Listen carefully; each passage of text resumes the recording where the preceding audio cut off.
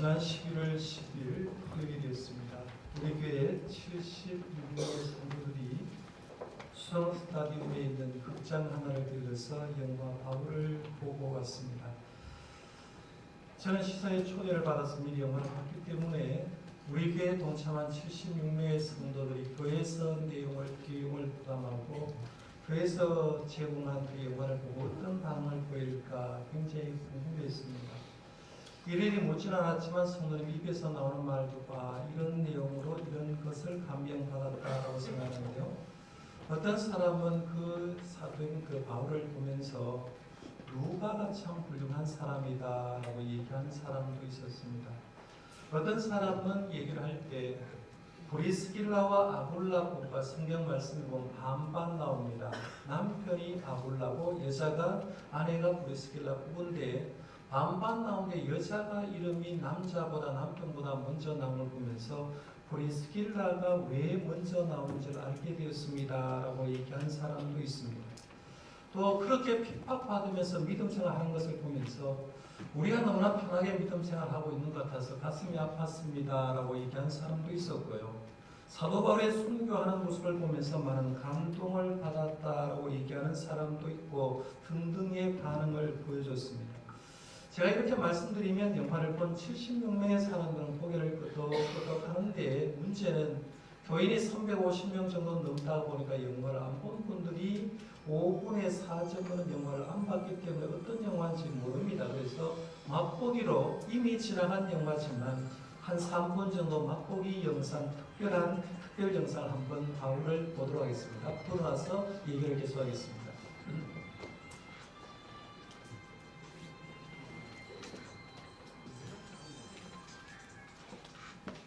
I recall the feeling as a child. I always felt myself to be more a sheep in the midst of wolves, innocent as a dove.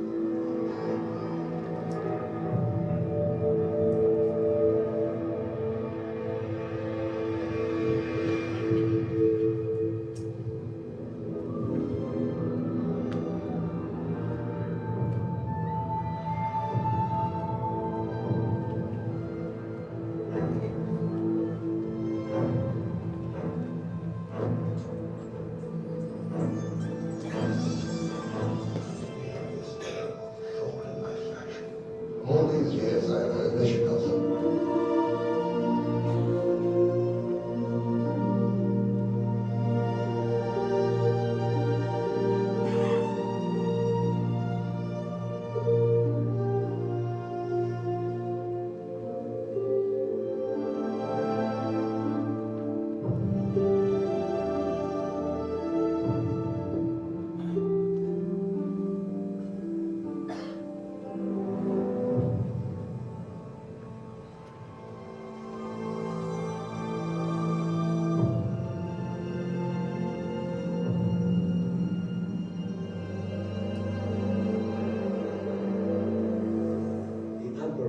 has declared Christianity a forbidden current, and Paul of Tarsus the chief offender.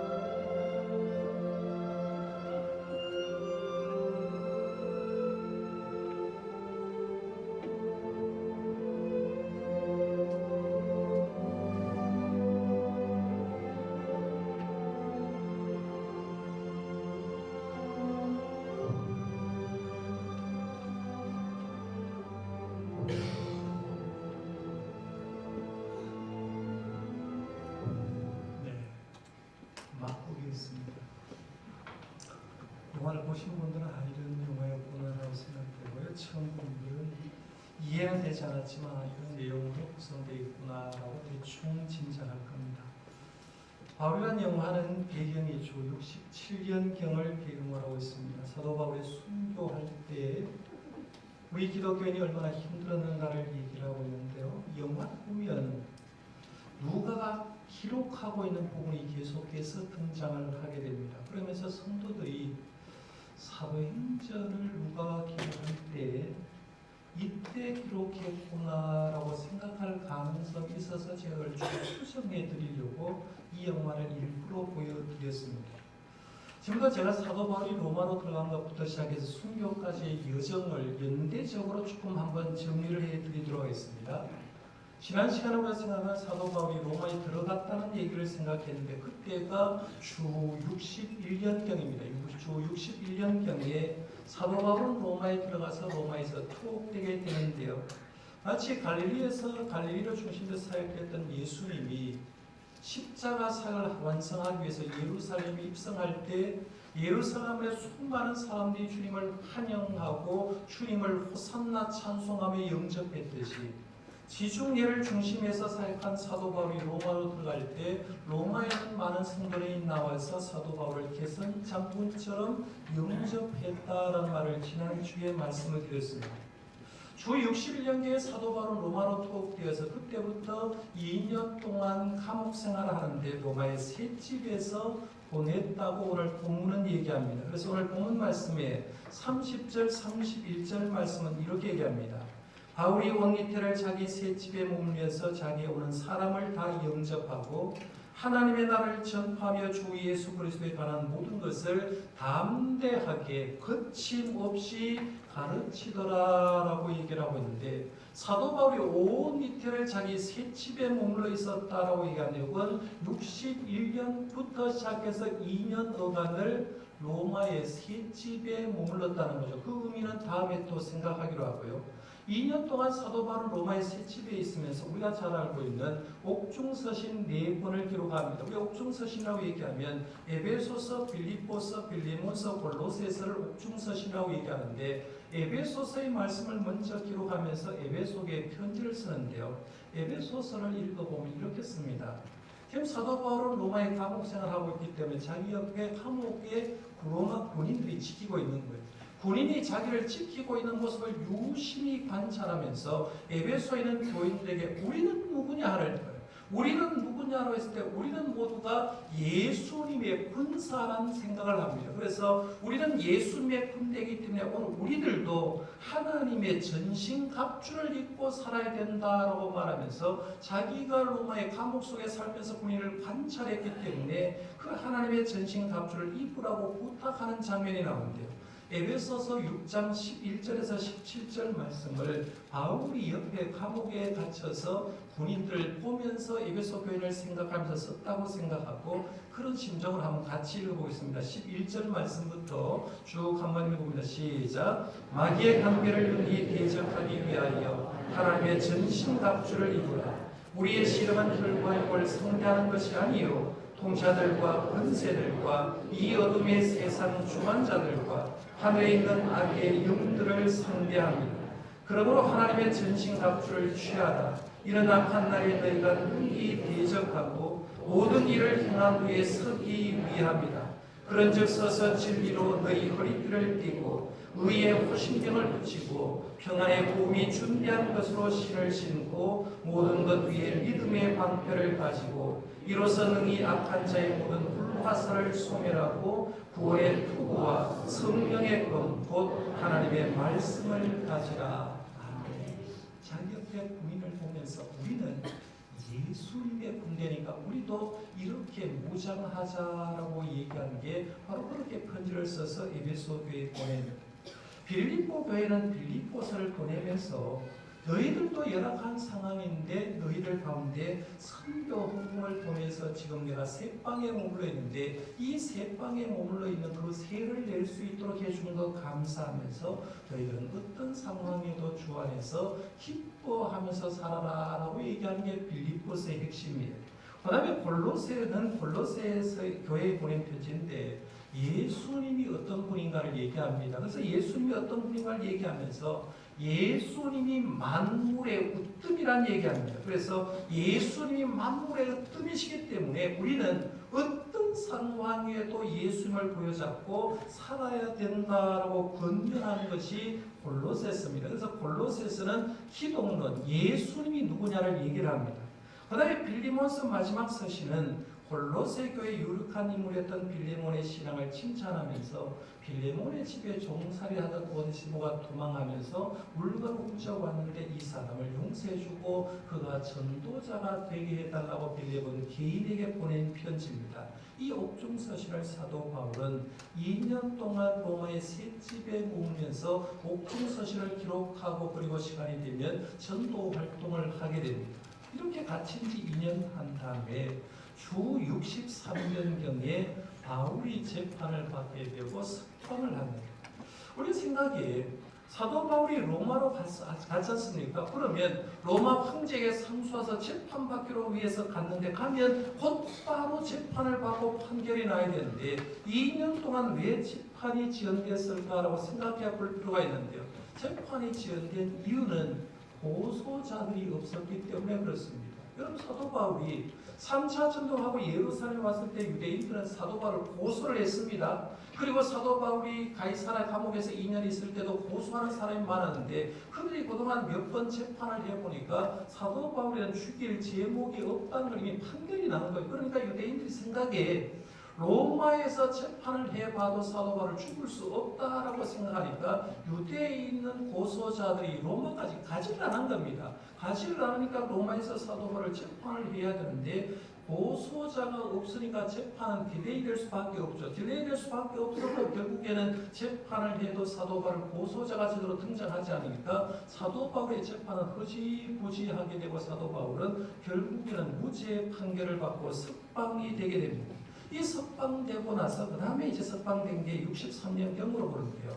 주 63년부터 시작해서 67년까지가 사도 바울의 마지막 선교 여행이라고 볼 수 있습니다. 그러니까 1차, 2차, 3차 선교 여행을 얘기하고 로마로 가는 것을 4차라고 만약에 붙인다고 하면 이 선교 여행은 사도 바울의 5차 선교 여행이라고 이렇게 붙여질 겁니다. 아마 성도님들이 예수를 믿고 지금 설교를 듣고 공부를 한 가운데 5차 선교 여행에 대한 설교를 듣지 못했을 가능성이 많은데요. 체계적으로 공부를 하지 않았기 때문에 그렇다는 얘기입니다. 그리고 이 부분은 성경에 나오지 않으니까 당연히 여러분들 성경만 봐왔기 때문에 모르는데요.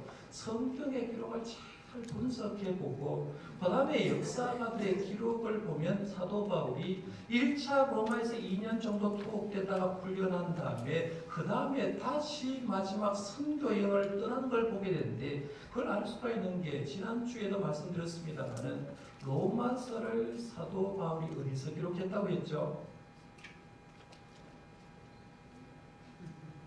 3차 전도를 하면서 어디에서 이 다음 주 나옵니다. 문제 어디에서 기록했다고 그랬어요?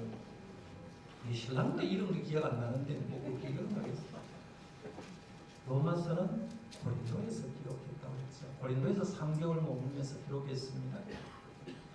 로마서를 보면 이렇게 썼습니다. 제가 두 구절만 성경을 갖다라는 근거 구절을 한번 보여드릴게요. 로마서 5장 24절에 보면 이런 지나가는 길에 너희를 두고 여기서 너희는 로마 사람을 얘기합니다. 로마 교회예요. 먼저 너희와 사귐으로 얼마간 기쁨을 가진 후에 너희가 그리로 보내주기를 바랍니다. 여기서 그리로는 스페인, 지금부터 성경으로 말하면 서바나, 지금으로 하면 스페인과 포르투갈 지역을 얘기합니다. 로마서 15장 28절에도 이런 말을 합니다. 그러므로 내가 이 일을 마치고 이 열매를 그들에게 확증한 후에 너희에게 들렸다가 로마에 들렸다가 거기서 끝나는 것이 아니라 서바나로 가리라 했어요. 사도 바울은 3차 전도를 하면서 고린도에서 석 달 동안 머물면서 로마 교회에 보낸 편지를 기록하면서 사도 바울의 꿈을 얘기하는데 나는 로마도 들렸다가 로마로 들린 다음에 서바나에서 증거하겠다고 했어요. 제가 지난주 설교 첫 멘트는 이렇게 했을 겁니다. 사도 바울은 꿈을 꾸는 사람이었고 꿈을 이루는 사람이었습니다 라고 얘기했어요. 사도 바울은 꿈을 꿨습니다. 어떤 꿈을? 로마로 가는 꿈을 꿨고 서바나로 가는 꿈을 꿨는데 그 꿈만 꾼 것이 아니라 로마로 가는 꿈도 이뤘고 서바나로 가는 꿈도 이루었다 하는 걸 보게 됩니다. 이 여정을 지도를 통해서 다시 한번 보겠습니다. 지금 우리가 사도 바울은 주 63년경에 로마에서 무죄 방면 석방이 됩니다. 2년 동안 옥살이를 했습니다. 색방에서 옥살이 했습니다. 64년에 석방된 다음에 그 다음에 간 게 63년에서 출발해서 64년 어간 1년 정도를 서바나를 방문합니다. 그때 당시에는 서쪽에 제일 땅끝이라고 생각했던 서바나, 지금으로 하면 스페인과 포르투갈 지역을 복음을 전도하기 위해서 가고요. 그 다음에 서바나를 선교한 다음에 64년에서 65년경에 그레데에 방문합니다. 사도 바울이 로마로 가다가 풍랑 만난 곳이 여기 아닙니까? 미항에 들렸다가 베네스강으로 가다가 유라굴로 풍랑을 만났는데 그 그레데를 방문하고 거기에서 교회를 세운 다음에 거기서 기도 목사를 남기면서 네가 이 교회를 좀 책임져라 라고 남기게 됩니다. 그 다음에 65년경에 밀레도를 방문하죠. 이 밀레도는 에베소 교회 장로님을 초청해서 고별 설교를 했던 그런 곳인데 밀레도를 방문하게 되고요. 그 다음에 66년 어간은 골로새와 에베소와 빌립보와 니고볼리 그동안 1, 2, 3차 전도하면서 전도했던 지역을 쭉 순회하면서 다시 요즘 말로 하면 신방여행을 합니다. 신방여행을 하고요. 신방여행을 한 다음에 다시 로마로 들어가서 주 67년경에 로마에 2차로 투옥되고 순교를 당하게 됩니다.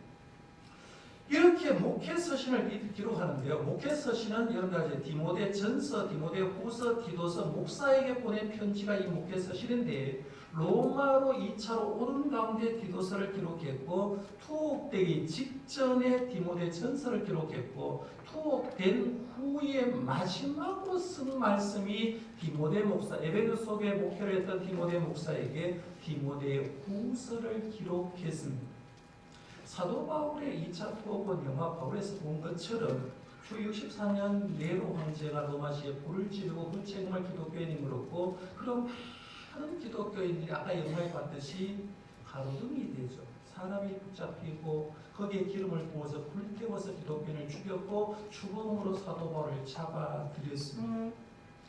이렇게 마지막으로 사도 바울은 목회 서신을 기록하는데 다 보지 못하지만 사도 바울이 로마 옥중에 갇혀서 마지막으로 보낸 믿음의 아들 그리고 에베소교회 목사였던 디모데에게 보낸 말씀 한 구절만 읽어 한번 보겠습니다. 디모데후서 4장 1절 말씀과 5절에서 11절 말씀을 사도 바울은 이 세상을 떠나기 전에 디모데 목사에게 이런 말을 했구나 하고 그런 심정으로 한번 같이 읽어보겠습니다. 시작. 하나님 앞과 살아있는 자와 죽은 자를 심판하실 그리스도 예수 앞에서 그가 나타나실 것과 그의 나라를 두고 엄히 명하노니 그러는 모든 일에 신중하여 고난을 받으며 전도자의 일을 하며 내 직무를 다하라. 전제와 같이 내가 벌써 구워지고 나의 떠날 시각이 가까웠도다. 나는 선한 싸움을 싸우고 나의 달려갈 길을 마치고 믿음을 지켰으니 이제 부르는 나를 위하여 의의 면류관이 예비되었으므로 주 곧 의로우신 재판장이 그날에 내게 주실 것이며 내게만 아니라 주의 나타나심을 사모하는 모든 자에게 도리라. 너는 속히 내게로 오라. 데마는 이 세상을 사랑하여 나를 버리고 데살로니가로 갔고 그레스게는 갈라디아로 기도는 달마디아로 갔고 누가만 나와 함께 있느니라. 내가 올 때 마가를 데리고 오라. 그가 나에게 유익하니라. 아멘. 마지막 로마의 투옥했을 때 누구만 있다고 했어요? 누가만 나와 함께 있다라고 말하면서 유언 같은 글을 쓰면서 이런 거죠. 내가 전제와 같이 보질 제물이 될 것이라고 얘기하면서 나는 믿음의 선한 싸움을 다 싸웠어. 이제는 의의 면류관, 영광의 면류관이 준비되었다고 확신하면서 너희들도 이런 영광의 면류관을 받기 위해서 노력하라라고 얘기합니다. 이렇게 디모데 후서를 기록한 다음에 사실은 2차 로마에 투옥됐을 때는 재판 과정이 없습니다. 재판 과정을 기다릴 필요도 없이 바울은 바로 처형장으로 달려가게 되고 사도 바울은 로마 시민권을 가지고 있었기 때문에 십자가형을 당하지 않고 로마 시민권자이기 때문에 고통 고통을 당하기 위해서 참수의 목을 배워서 사도 바울을 순교를 시킵니다. 그리고 우리 알듯이 순교한 사도 바울 예수의 품 안에 들어갔습니다. 연대기로 제가 말씀드리다 보면 사도행전을 보면서 사도행전에 기록되지 않은 부분이 있구나 하는 걸 여러분 깨달아져야 됩니다. 왜냐하면 지금 사도행전의 저자는 누가입니다. 그렇죠? 누가가 사도행전을 기록하고 있는데 누가는 사도 바울과 함께 마지막까지 로마 감옥에 있었는데 왜 저자 누가는 사도 바울의 순교 얘기를 기록하지 않을까 하는 생각을 해볼 필요가 있습니다. 그러면 누가도 사도 바울이 순교당할 때 같이 죽은 것 아니냐? 그래서 순교 얘기를 못 쓴 것 아니냐고 생각할 수가 있는데 전설에 따르면 누가는 주 100년경까지 살았다는 거죠. 주 100년경까지 살다가 전도하다가 순교했는데 그러면 충분히 의사였던 누가는 사도 바울의 순교를 보면서 사도 바울의 모든 마지막 부분까지 기록할 수 있었는데 사도 바울의 모든 걸 기록하지 않은 채 사도행전을 마무리를 지금 하고 있다는 얘기입니다. 그래서 사도 바울은 그 얘기를 하면서 누가는 오늘 말씀으로 마무리하는데 오늘 말씀 한번 보십시오. 30절 31절 말씀을 같이 한번 읽어보겠습니다. 시작. 바울이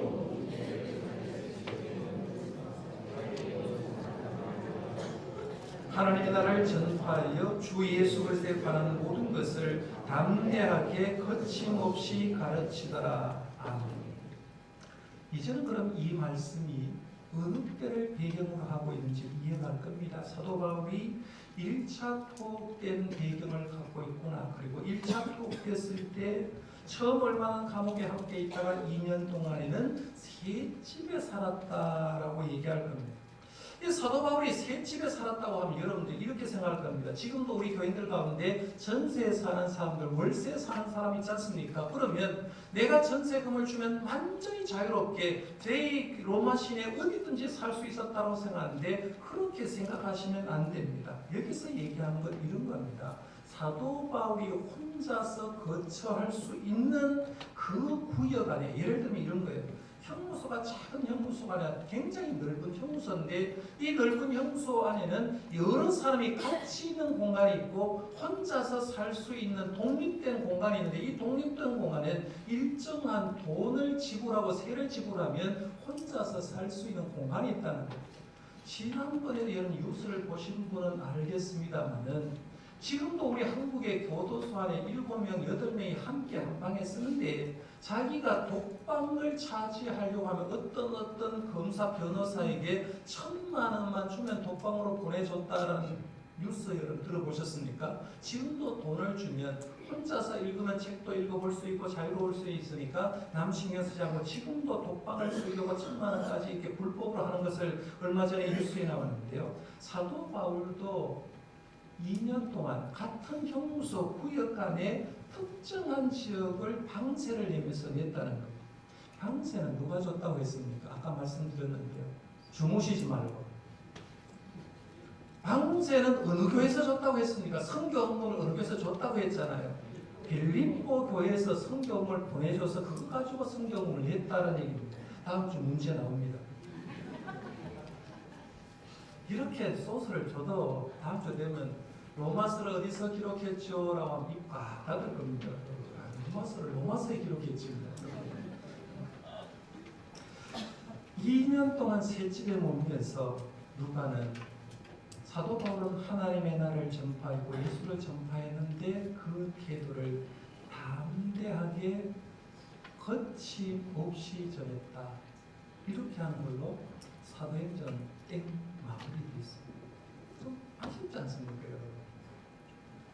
제가 지난해 1월 8일부터 오늘까지 2년 동안 사도행전 28장까지 강의를 하는데요.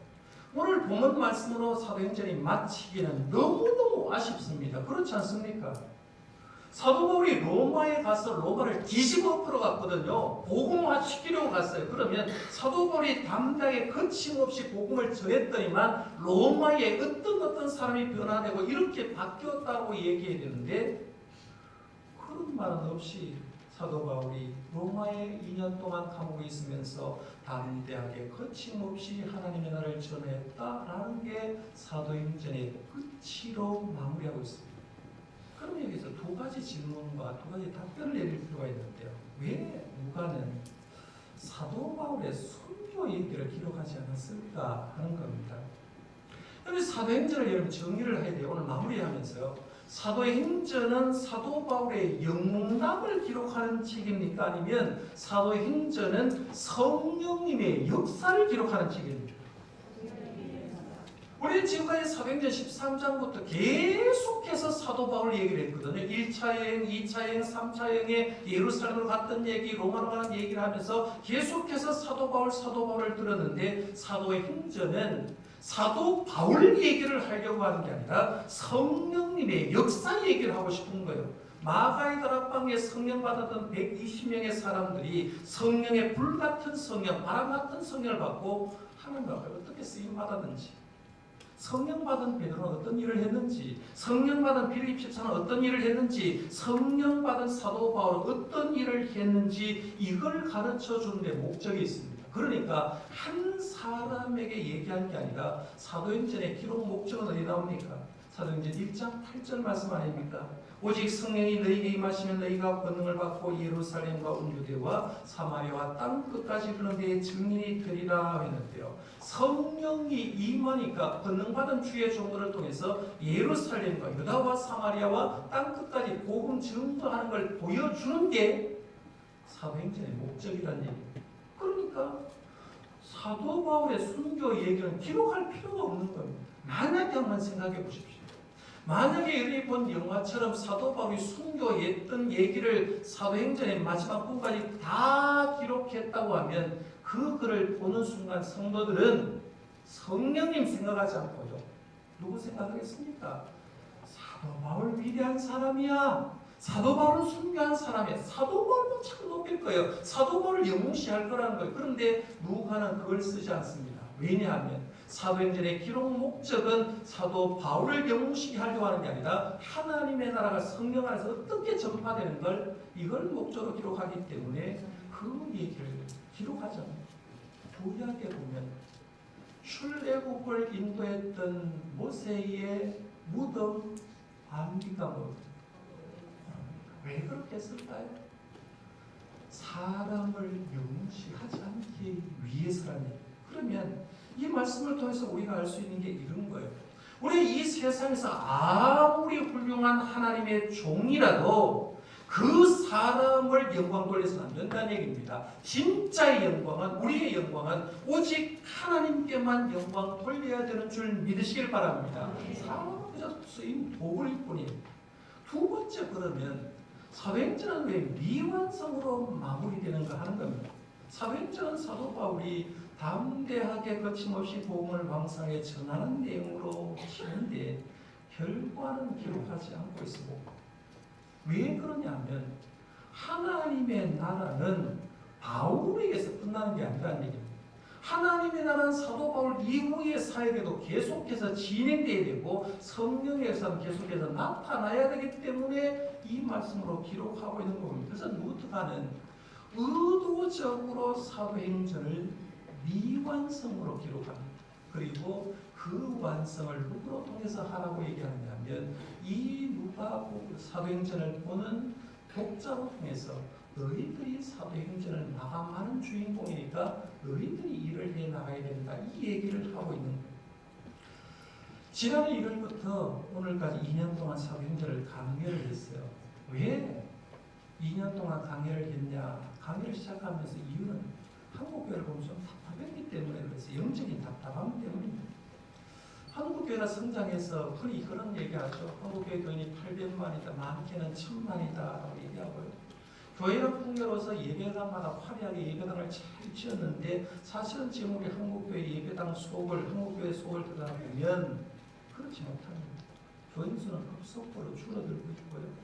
재정은 어려우신 교회가 더 많아지고 있고 교회마다 성령의 역사가 일어나야 되는데 성령의 역사는 커녕 사탄 마귀의 역사가 일어나서 교회마다 목회자와 성도가 싸우고 성도가 성도의 분란이 일어나서 신앙생활하면서 우리의 믿음이 얼마나 흐트러져 있는지 모릅니다. 이때 제가 사도행전의 모습을 보면서 우리 교회는 사도행전의 모습을 회복해야 되겠다 생각하고 강의를 시작합니다.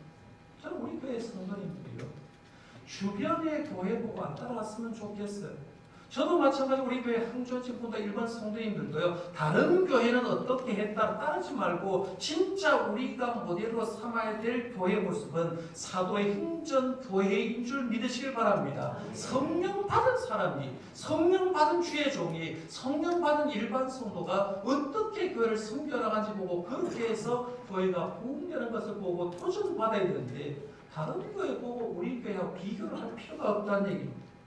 지금 보통 교회가 부흥이 안 된다고 얘기합니다. 그런데 재미난 건 교회 부흥합니다. 우리 교회도 부흥하잖아요. 백명대 교회가 지난주에 350명 출석을 했으니까 부흥하는데 어떤 교회가 부흥하냐고 물으면 간단하게 이렇게 대답할 수 있어요. 지금도 전도에 미쳐있는 교회는 부흥합니다.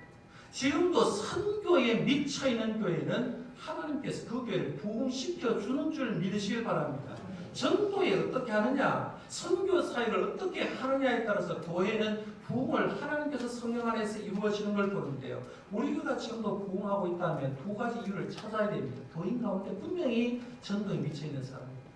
교인 가운데 다는 안 하지만 선교에 미쳐있는 사람이 있다는 얘기죠. 그 미쳐있는 걸 좋게 제가 얘기합니다. 제가 이렇게 해도 또 좋은 사람 오늘따라 힌트 지금 너무 트니까 다 졸고 있어요. 이상하게 지금 졸음이 됩니까? 우리 교회에 2004년도 예배당 건축이 있습니다. 큰 돈이 들어가고 성도님이 힘들었습니다. 10년 지나고 예림관 건축했고요. 여기도 엄청난 돈을 들어가서 예배당 건축하고 예림관 건축하는 사이에 우리 교회는 해외에다가 올해까지 36개 예배당을 봉헌했습니다. 재미난 건 캄보디아 선교센터부터 시작해서 인도 땅에, 인도네시아 땅에, 네팔 땅에, 중국 땅에 36개 예배당을 봉헌하면서 교회 예산으로 집행하면서 성금의 가정에서 전부 다 성령 받은 사람이 선교하고 싶어서 지금까지 한 것이 36개 예배당이고 지금도 네팔 땅에 2개 예배당이 지어지고 있고 지금도 저 앞에 교회 앞에 헌금하겠다는 가정이 3개 예배당 건축 헌금이 이미 준비되어 있습니다. 그러면 내년도가 되면 우리 교회는 41개 예배당이 건축이 됩니다. 제가 왜 이런 말씀을 드리냐면 우리가 하나님의 일을 하려고 이렇게 노력하고 이렇게 성도님이 선교에 미쳐 있는데 하나님께서 우리 교회 부흥을 안 시켜주면 그게 문제랍니다. 저는 바라기는 우리 교회가 선교에 미쳐 있고 선교에 미쳐 있을 때 성령 받은 우리로 통해서 교회는 놀랍게 부흥되는 줄 믿습니다. 확신을 가지라는 얘기. 몰라서 사도행전 2년 강의 대단원의 막을 내립니다. 막은 내리지만 지금부터 우리가 해야 될 건 사도행전 29장을 우리 교회 나름대로 사도행전을 기록해야 돼요. 정동교회를 통해서 하나님의 역사는 이렇게 일어났더라. 정동교회를 통해서 세계 선교가 이렇게 일어났더라. 써야 될 제목이 바로 누가로부터 우리가 기록자가 바통을 받아서 우리 교회를 통해서 사도행전 29장을 다시 계속해서 써내려가는 저와 여러분들이 되시기를 바랍니다. 기도하겠습니다.